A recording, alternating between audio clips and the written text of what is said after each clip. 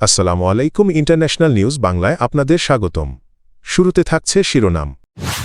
যুদ্ধবিরতির জন্য চীন, রাশিয়া ও ফ্রান্সের আবেদন যে শর্ত দিল ইরান।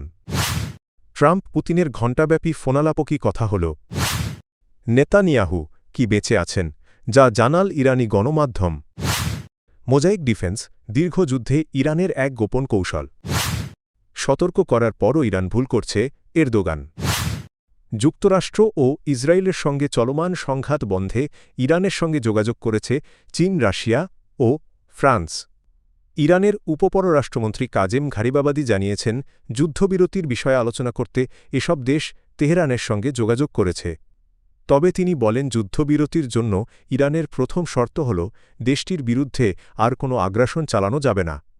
গত ২৮ ফেব্রুয়ারি ইরানের সর্বোচ্চ নেতা আয়াতুল্লাহ আলী খামেনিসহ কয়েকজন উচ্চপদস্থ সামরিক কর্মকর্তার ওপর যুক্তরাষ্ট্র ও ইসরায়েল যৌথ হামলা চালানোর পর পরিস্থিতি আরও উত্তপ্ত হয়ে ওঠে।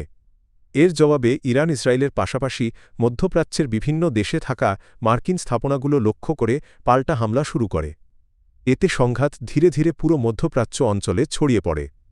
এদিকে মার্কিন প্রেসিডেন্ট ডোনাল্ড ট্রাম্প মঙ্গলবার ফ্লোরিডায় এক সংবাদ সম্মেলনে বলেছেন, ইরানের সঙ্গে চলমান যুদ্ধ খুব শিগগিরই শেষ হতে পারে এবং কয়েকদিনের মধ্যেই সংঘাত থেমে যেতে পারে।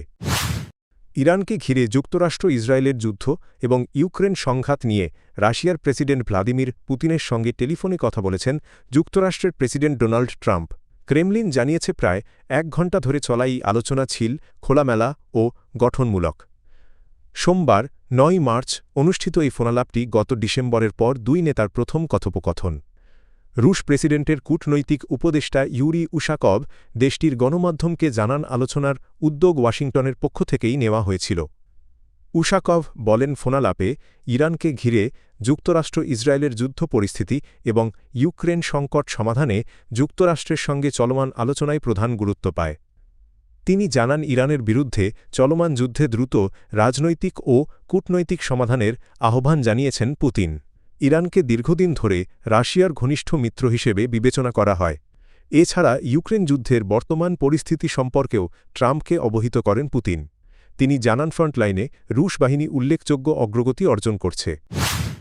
ইরানি ক্ষেপণাস্ত্রের আঘাতে ইসরায়েলের প্রধানমন্ত্রী বেনিয়ামিন নেতানিয়াহু নিহত হয়েছেন, এমন দাবি করেছে তেহরানের আধা সরকারি সংবাদ সংস্থা তাসনিম। মার্কিন গোয়েন্দা কর্মকর্তা স্কট রিটারের একটি এক্স পোস্টের বরাতে এই দাবি করা হয়।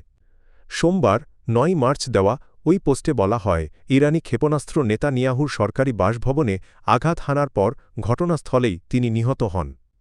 এই সময় সেখানে উপস্থিত ছিলেন ইসরায়েলের জাতীয় নিরাপত্তামন্ত্রী ইতামার বেন গিবর।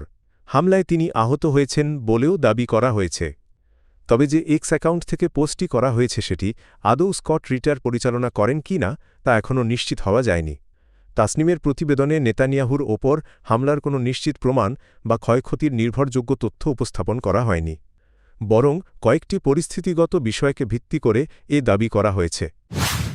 ইরান ২ দশক ধরে যুক্তরাষ্ট্রের বিভিন্ন যুদ্ধ বিশ্লেষণ করে এমন একটি সামরিক ব্যবস্থা গড়ে তুলেছে যাতে রাজধানী তেহরান বোমা হামলার শিকার হলেও দেশটি যুদ্ধ চালিয়ে যেতে পারে বলে জানিয়েছেন ইরানের পররাষ্ট্রমন্ত্রী আব্বাস আরাকচি।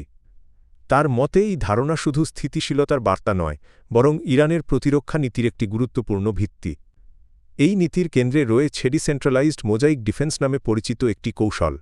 ইরানি সামরিক বিশ্লেষকদের মতে এর মূল ধারণা হল, যুক্তরাষ্ট্র বা ইসরায়েলের সঙ্গে সংঘাতে ইরান শীর্ষ সামরিক কর্মকর্তা গুরুত্বপূর্ণ স্থাপনা যোগাযোগ নেটওয়ার্ক বা কেন্দ্রীয় নিয়ন্ত্রণের কিছু অংশ হারাতে পারে। তবুও যুদ্ধ চালিয়ে যাওয়ার সক্ষমতা বজায় রাখতে হবে। এই কৌশলের লক্ষ্য শুধু রাজধানী তেহরান বা সর্বোচ্চ নেতৃত্বকে রক্ষা করা নয়, বরং সিদ্ধান্ত গ্রহণের ক্ষমতা বজায় রাখা, বিভিন্ন যুদ্ধ ইউনিটকে সক্রিয় রাখা এবং বড় ধরনের হামলার পরও যাতে যুদ্ধ হঠাৎ শেষ হয়ে না যায় তা নিশ্চিত করা। তুরস্কের প্রেসিডেন্ট রিসেপ তাইয়েপ এরদোগান বলেছেন, প্রয়োজনীয় সতর্কবার্তা দেওয়ার পরও ইরান এখনও ভুল পদক্ষেপ নিয়ে যাচ্ছে। তবে তুরস্কের প্রধান লক্ষ্য হল নিজেকে এই সংঘাতে জড়িয়ে পড়া থেকে দূরে রাখা। সোমবার ৯ মার্চ মন্ত্রিসভার বৈঠকের পর এক সংবাদ সম্মেলনে তিনি এ মন্তব্য করেন। এরদোগান বলেন, ইরানকে ঘিরে চলমান পরিস্থিতি তুরস্ক ঘনিষ্ঠভাবে পর্যবেক্ষণ করছে এবং তাদের উদ্বেগ সরাসরি তেহরানকে জানানো হয়েছে। তিনি বলেন, ইরানকে প্রয়োজনীয় সতর্কবার্তা দেওয়া হয়েছে, কিন্তু সেই সতর্কবার্তার পরও তারা ভুল পদক্ষেপ নিতে থাকছে। তুর্কি প্রেসিডেন্ট আরও বলেন তুরস্কের মূল লক্ষ্য হল দেশটিকে এই যুদ্ধ থেকে দূরে রাখা এবং একই সঙ্গে কূটনৈতিক সমাধানের পক্ষে অবস্থান নেওয়া।